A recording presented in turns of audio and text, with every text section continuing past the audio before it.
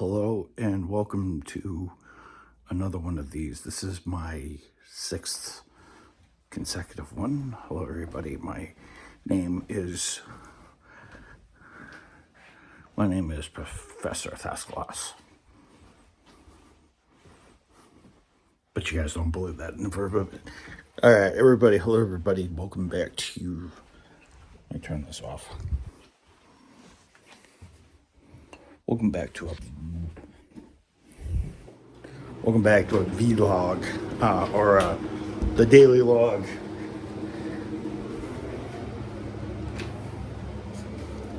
Here on a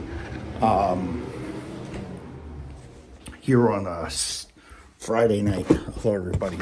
I've not done a vlog in this part of the house in over I think a decade. You guys remember I used to do my vlogs in here during the Target days, so I probably did did them between 2015 and 2016, part of 2017.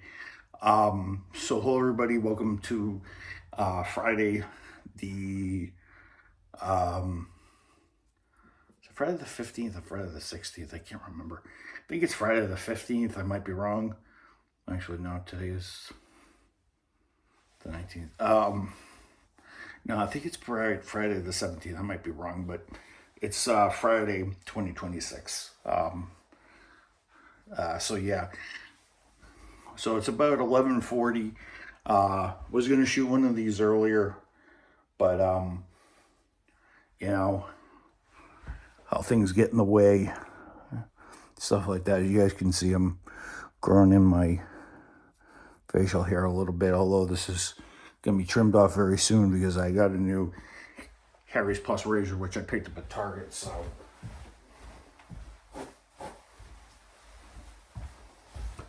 I picked up a kit for about $12, and because I wanted a new razor, and the razor and Blazer blade is supposed to be somewhat better now. So so I wanted to come to you guys semi-live about some stuff. So so the racing is commencing this weekend. So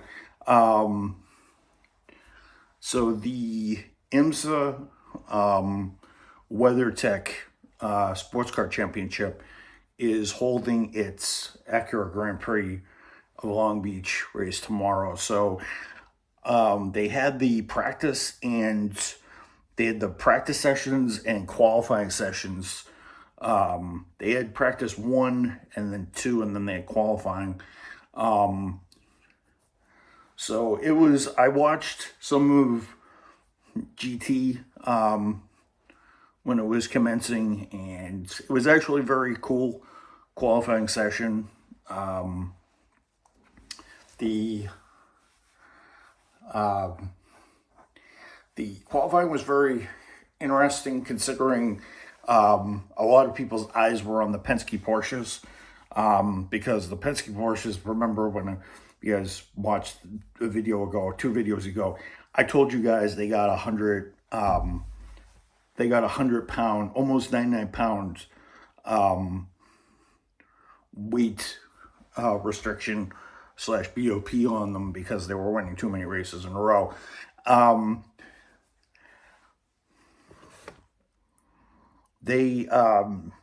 a row and stuff like that. But I'll start with GTD. So GTD,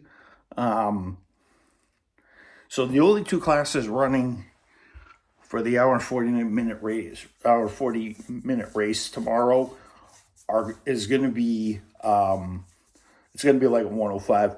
It's going to be the GTP cars and the GTD cars. There's no LMP2. There's no GTD.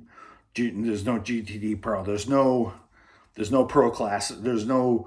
They're missing the. So what they're going to do is they're going to take the. They're taking away the Pro class for the GT and the amateur / semi-pro class for prototypes. For those of you who do not know, Uh, the WeatherTech IMSA WeatherTech sports car has four categories. It has GTB, it has GTP slash Le Mans hypercar. It's called LMDH. So you can have hypercar, and so you can have hypercars which are Ferrari, Toyota, and Peugeot, and Aston Martin. So for GTP over in Europe, so for GTP slash hypercar over in Europe, you have Ferrari, which doesn't compete in IMSA. You have Peugeot, which is Le Mans hypercar, does not compete in IMSA. You have Aston Martin, which is Le Mans hypercar. It competes in IMSA, and it's actually the only hypercar, the European hypercar, in the GTP class. It may not be the fastest, it may not be one of the front runners, but it's a LMH nonetheless. It's nonetheless. So, and then there's Toyota, which is also Le Mans hypercar. They have a new designed Evo car for this year for 2026. They had to update it because the car was not doing too well, and hopefully this year they regain some of their competitiveness. I wouldn't be surprised in their first year if they come close to winning the title, or if they regain the title, which is what most people want to see, because seeing Toyota at the back, I want to see how Toyota can overcome the challenge and win. And then in GTP slash LMDH, which is IMSA, you have, so it's IMSA, you have, to the IMSA regulations, you have the Genesis GMR1, which is basically, it is designated as a hybrid car, but it's really an LMDH because it has a spec hybrid system. There's also the Alpine, not the Alpine Tiger. That's a British manufacturer. Alpine, which is a bespoke manufacturer from France. They have their A 424. It's and then they have Porsche. Porsche is also an LMDH GTP style car, and then there's also the Cadillac. Then there's also the Cadillac and the ARX 06. So those are the two cars. So the only cars competing are basically the LMDH GTP cars. And then there's GTD Pro, and then there's GTD Class, which is basically GT Daytona, but for the semi-pro car guys. So you still see Aston Martin, Ferrari, Corvette, BMW, and a couple other cars, Lexus and such. So you guys got like, so that's like cars like the Corvette Z06, the Lexus RCF, which is a dead car now, and it's going to be replaced by the Lexus R whatever that's coming out. It's supposed to be the stablemate to the GR V8 Coupe that's supposed to be competing in Super GT next year, when the Supra is no longer body style and such. So, and then there's also the Aston Martin Vantage, the Ferrari 296 GT3, and stuff like that. So the GTD Pro Class is just basically those same cars, but with pro driver lineups. LMP2, it's mostly either an Orca chassis, a Multimatic Lola chassis, or a Ligier chassis, but most of them are Orca 07 chassis, and they all have 4.2 liter Gibson V8s that rep to about 86 RPM. They had to BOP them because they didn't want faster than the hypercars because of the battery situation on some of them. So hypercars slash GTPs. So the GTD, I caught the GTD practice qualifying session with like 10 minutes to go, so I missed the first 5 minutes. So there was a good back and forth battle between Porsche, BMW, Ferrari, and Aston Martin was also up there before it got switched back. And in the car that got the pole was Frankie Monticello in the AM Vassar Sullivan RCF GT3 with a time of 118. I think it's 6:53. And and the 118 is about where the amateur drivers are, because compared to the pro cars, the compared to the pro cars, the LMP2s and the GTDs are pro am. There's pro drivers. There's one pro driver, and then there's two amateur drivers. They usually have bronze or silver setups on them, and those are the guys. I think it's gold and silver that can do pro. Those are guys that aren't old enough to be considered legends or whatnot, or older drivers. So drivers after a certain age, if they've won a championship, they get shipped to LMP because because they're not supposed to be competing in Pro-Am. Those are the guys who have competed and done championships and have many points under their belt. They're usually considered pro drivers. And these are also guys that pay to play. So guys like Paul Dell'Anna, Ben Keeney, Tim Pappas. He's also another gentleman driver who pays out of his own pocket. So the lap times won't be as fast as the GTD Pro cars. They will be almost the same because they're the same cars, but the cars will be driven a little differently. I mean, so the cars will, when the pro drivers, you'll notice what the pro driver will qualify because they want the car as fast as they can. Whereas the pro drivers, GTD Pro, they can push all the time. Their cars are more on the raggedy edge because they don't have as many the traction control and stability control, all that stuff is a lot less than it would be in. And the cars are also compromised in GTD to help the gentleman drivers or / amateur drivers cope with the car, because some of them can't drive a car on the edge versus what a pro can. So that's the reason why the pro cars are generally faster during race stints, because they have all their cars in at the same time. They have all their pro drivers in at the same time versus the GTD guys will usually start with their runs first, and then will set their pro in, and then they'll put in their pro-am such later. So the AMR Vassar Sullivan ended up shooting pole first, and then Robert Wickens in the 36 DXT light blue and dark blue Corvette ended up getting second. I think it was also a Lamborghini and a BMW, second, third, and fourth. And then right after, just seconds after that, they had the GTP practice qualifying session, which was a 50. The IMSA usually does the sessions over 15 minutes, so they do the sessions for 15 minutes, and the one who has the fastest time will do so. I think a lot of the announcers said that the lap times in the GTD class were faster than they were during practice.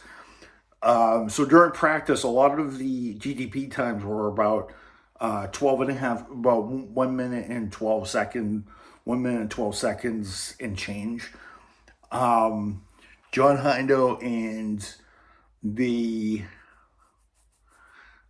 Robert Marwine thought that they might dip into the mid 11s. So, and one of the cars did, Nick Yoli in the number 93 Mike Shank ARX 06. It's nice to see Honda at the front in their home race, technically.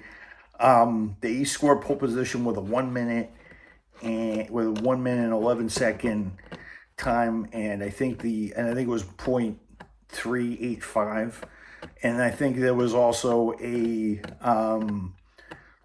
Cadillac, a BMW, and I don't think any of the Porsches really got up there. I think the highest a Porsche got was fifth and was I think it was like fifth and seventh respectively. So I think in qualifying with the tanks low and them doing race simulations, I think the Porsches were competitive because the tanks were low and they're set up for qualifying for that one lap magic. I do not think unless they get helped by cautions and they can do the race on one stop, they're not gonna win on pace. They're gonna have to get lucky with cautions and just having a pit strategy, because there's no way they know they're not going to be able to win a track. It's going to be strategy. They know with the 99 pounds lead anchor in their car, they're not really going to be able to do one lap, especially at the hairpin. And plus, not only that, during initial acceleration, IMSA has 2 points with the power stages. So power stage 1 is done at 190 kph, which is about 110, and then there's 200, which is about 120, which is about 120, 121. So I might be wrong with those calculations. So the Porsche will not be able to come off the line, especially at Shoreline Drive, at the hairpin.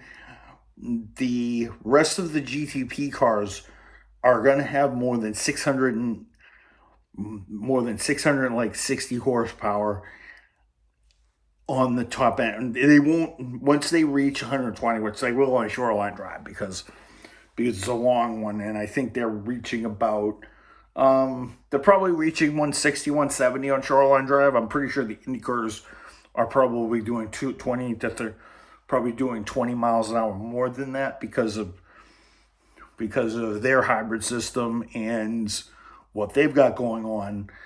But I think in terms of race pace, it'll be effective because the Porsche only has 653 horsepower when it's accelerating on down Shoreline Drive. Once it gets off the hairpin and stuff like that, once it gets past 120 miles an hour, which it will probably halfway down that straightaway, they will eventually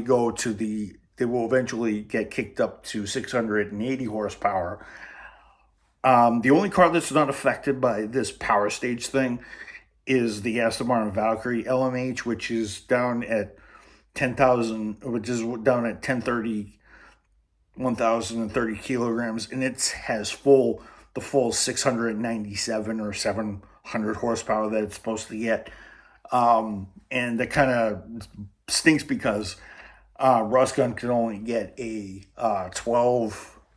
1 minute 12.2 out of the Aston. So I think with the smaller circuit, it's not as good. It's not going to be as good. I don't think it's going to be as competitive because the straights aren't long.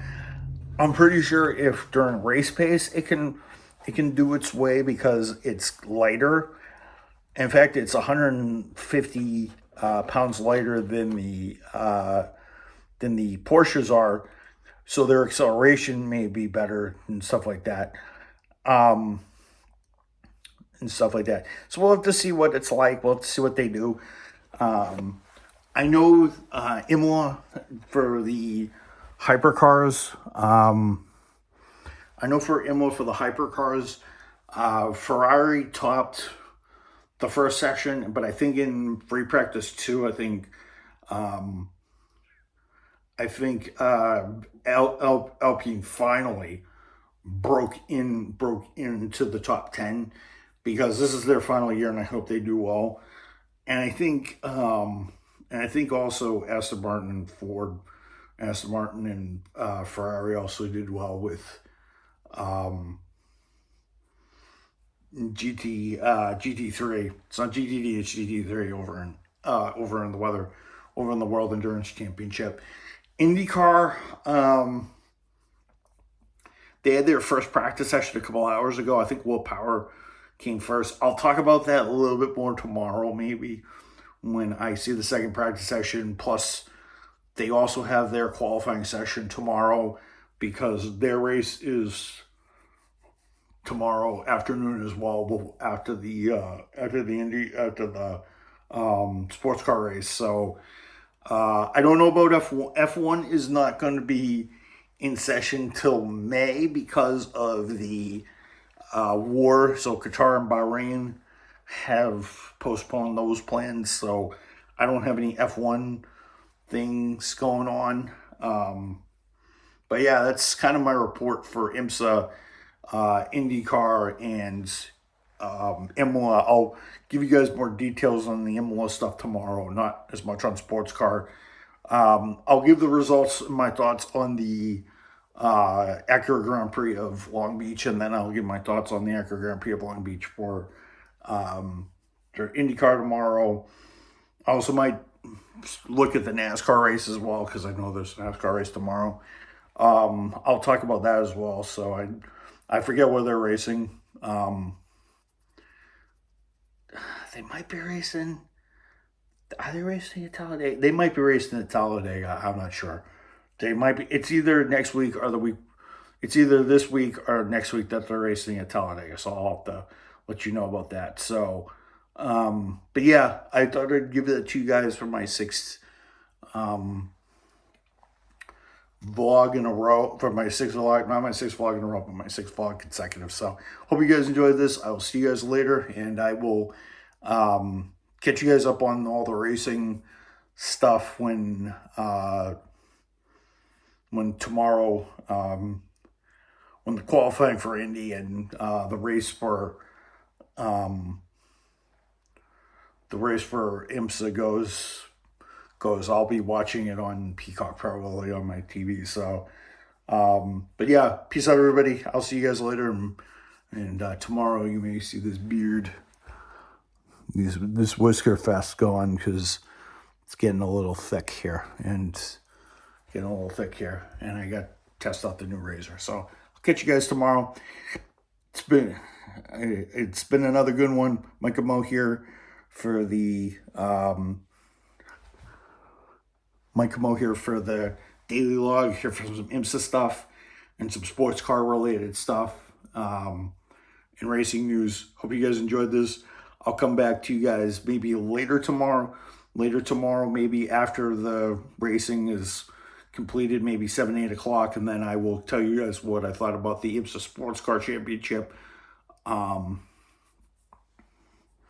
Sports Car Championship, what I think the IndyCar race is going to be like tomorrow, and then I'll report on the IndyCar race tomorrow afternoon / tomorrow night after I'm finished watching it, and then I'll tell you my thoughts on the NASCAR race, and who will break Toyota's stranglehold of the NASCAR Cup season this year, because Toyota's on a roll at this moment with like 6 wins. So we'll see how that goes. I may do Cup qualifying is tomorrow, so I will try to